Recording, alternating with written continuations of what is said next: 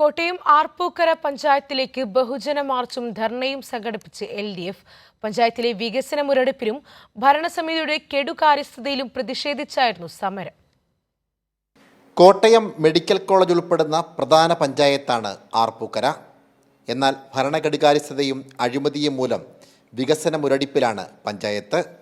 ഇതിൽ പ്രതിഷേധിച്ചാണ് LDF UDF ഭരണസമിതിക്കെതിരെ സമരവുമായി രംഗത്തു വന്നത്.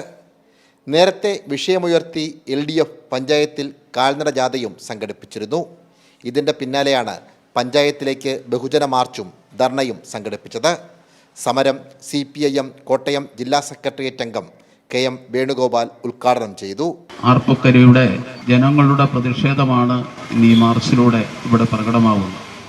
10 വർഷമായി അധികാരത്തിലിരിക്കുന്ന ആർപ്പൂക്കര ഗ്രാമപഞ്ചായത്ത് ഭരണസമിതി 10 വർഷങ്ങൾക്ക് മുമ്പ് ജനങ്ങളോട് പറഞ്ഞ വാഗ്ദാനങ്ങൾ എത്രമാത്രം പ്രാവർത്തികമാക്കി എന്നുള്ള ഒരു കുറ്റവിചാരണയാണ് യഥാർത്ഥത്തിൽ ഇന്ന് ഇവിടെ നടക്കുന്നത്. ഒരുപക്ഷെ കേരളത്തിലെ സമ്പൂർണ്ണ പരാജയമായ ഒരു ഗ്രാമപഞ്ചായത്ത് ഭരണസമിതിയാണ് ആർപ്പൂക്കര ഗ്രാമപഞ്ചായത്ത് ഭരണസമിതി.